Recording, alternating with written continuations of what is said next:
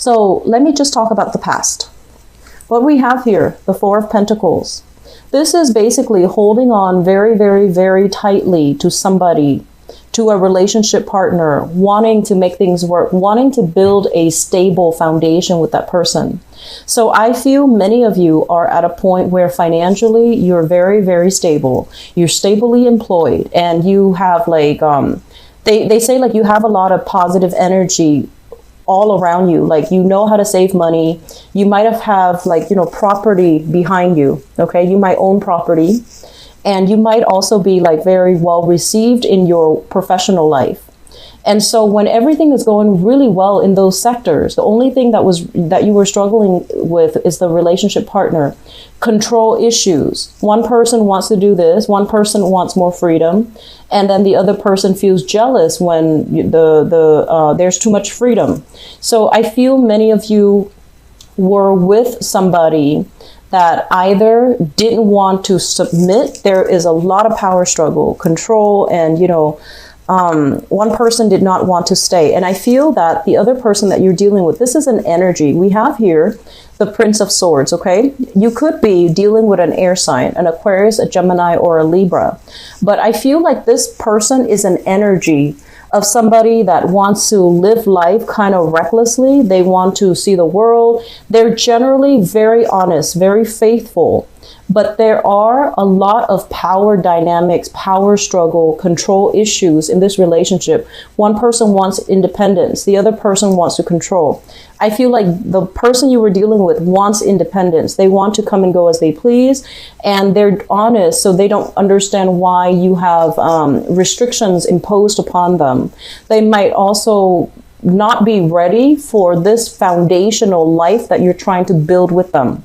Because you're stable, but they're not. They're just starting out professionally. So they don't feel like they have enough to give you. They don't feel like they can make promises to you because they don't know where they're going to be from one day to the next, from 1 month to the next, from 1 year to the next. So they tried, but I feel like they couldn't give you what you wanted. Okay. So this is moving away into the past. And I feel like you had trouble. You had a lot of trouble letting go of this person.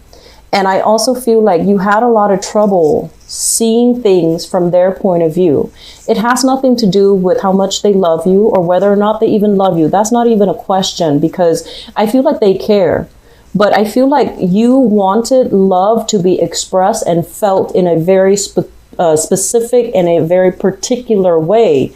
So whatever they're coming in with, you won't accept it because it doesn't match up with your ideals, your concept of what love means. So for example, love to you means commitment, putting a ring on your finger, telling you we're going to move in together, we're going to buy a house together, we're going to have children together. Whereas this person is just like, love means action. Love means taking you on trips, going to see the world. But I feel like you wanted a little bit more. You wanted something a little bit more concrete, whereas they wanted to share experiences with you. So this is basically wanting the other person to submit to our ideas of what love means. When they are their own person, they're going to express love in a different way. So there has been a lot of power struggles in your relationships. Moving forward into the present situation, we have here the 10 of Cups and the 10 of Pentacles. So this is basically two people coming together, matching each other, and seeing things finally for the first time. Seeing things kind of like in the same manner, seeing things from the same point of view, agreeing to let go of their differences and working to build a future together. So the 10 of Cups, this is what I call the apex of emotional happiness. It can't get any better than this. This is like discussions about family planning.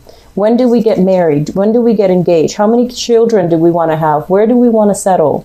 Is your mom moving in with us, or are your parents moving in with us? So this deals greatly with these deep-rooted, important conversations that you're going to have with a relationship partner for this month. And I'm also sensing the 10 of Pentacles. Excuse me, the motorcycle in the outside. Sorry about that. The 10 of Pentacles basically means generational wealth. People combining their income together, shared bank account. So I feel like you are taking a relationship to a very definite level where you trust one another, you care about one another, feelings are mutually felt and expressed, you know, like in a really nurturing way. So not only do you like the other person, but I feel like you trust them, and you're at a point right now where you are able to join your finances, where you're able to combine wealth and assets together to build a family, to start a family.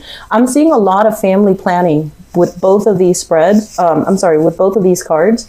So it's like, you know, how many children are we going to have? Where are we going to live?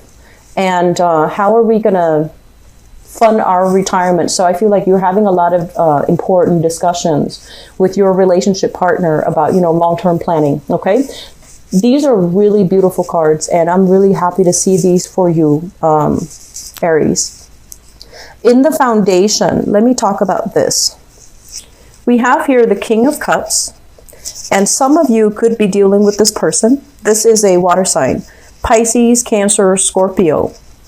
And we have here as well the Three of Wands. So if you are dealing with this person, this is a water sign, sun, moon, or rising. The Three of Wands basically means waiting for them to get their act together, waiting for them to get their life under control, waiting for them to, you know, kind of like extract themselves from a situation where they have been very emotionally rooted. So they might have, you know, another relationship that they're in, that they might have been separated, they might have been divorced, and you're waiting for them to be ready to commit to you. And then for others, I feel like this is an energy of a water sign that you're dealing with, where they really drag their feet. They take their time. They're not as ambitious, and they're not as, I want to say, spirited and directed as you are. So things that would take you 5 minutes to do, it takes them a lot longer. And so energetically, I feel like you and this water sign might be a little bit off, like not on the same page, emotionally, mentally, physically, and you might want the same things, but you're very clear and definite about what you need to do to get yourself what you want. Whereas this person is kind of flopping around, you know, they're still trying to get their act together. They're still trying to stabilize their life. They're still trying to build things for themselves. And so they might have trouble committing to you 100%.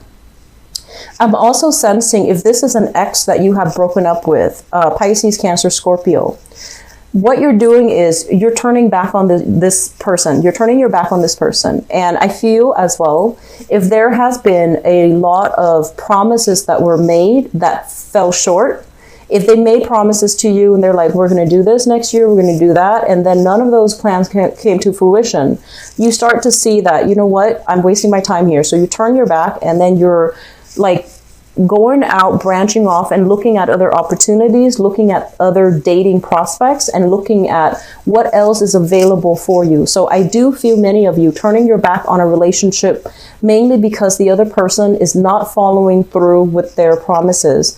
They're not able to give you concrete, definite answers. They're not able to give you like the information that you need in order to feel secure in your relationship with them. And crowning this reading is something that you're thinking about. We have the Ace of Swords, and we have as well the Fool. The Ace of Swords is basically important breakthrough communication that will really allow you to see where you stand with another person. It will allow you to see as well decisions that are made with another person, and we have the Fool. And we have here an air sign in your past, okay? So an Aquarius, a Gemini, a Libra that you might have really tried to work with. Like you might have tried to, okay, let's negotiate, let's compromise, let's just, you know, smooth out our energy so that we can stay together. I feel that there is going to be breakthrough communication here with an air sign that will allow you to see things from a different perspective, that will allow you to kind of like blend your energy together so that you're not leaving them with the Fool. You're not starting over. You're just rearranging, fixing a few things so that the relationship becomes a lot more stable, a lot more clear, and a lot more definite. So if you are dealing with an air sign and there has been stop, go, and power struggles, you want one thing, they want another, I feel like there's going to be a compromise here that will allow the two of you to come back together and to fix issues that might have crept into the relationship. Coming forward into the future position, we have the Sun as well as the Seven of Wands. Once again, you know, that whole concept about ego, power struggle, what one person wants on an individual basis might be in conflict with the partnership or with the partner as a whole. There is a major energy here about suppressing our ego, the thing that we want, in order to make things work. So you might have noticed in the past, right, there was a lot of combative energy. This is you wanting what you want specifically. And you might have had trouble seeing it. Like, you might want, for example, you might want 3 kids. You might want a house in the country. And then your partner is just like, no, let's live in the city. Let's have this, you know, vibrant social life, and let's not have children. And so you might have just, you know, wanted these things, but you're not 100% yet sure yet. But as soon as the other person suggests an alternative, then you're just like, no, I will only want this and that alone. And so I feel like there's a lot of just the whole concept about wanting something only because the other person said you can't have it, right? And then this whole concept about feeling as if somebody that you're with can't give you what you asked for, you feel that they don't love you, okay? There are always physical constraints placed on a person. They can't give you whatever it is, but they can give you all the other things. So it feels to me like there were a lot of doubts in your mind as to, you know, whether or not somebody really cared about you, whether or not somebody really loved you, because you were approaching relationship more from an ego standpoint, what you can get out of it. Not that, you know, you're selfish or anything like that, but I feel like it was hard for you to kind of switch this story and see things from your partner's perspective, see where they're struggling and really hear them out. And this is the month where I feel like you're going to be able to break through all of those communication barriers. You're going to be able to blast through them.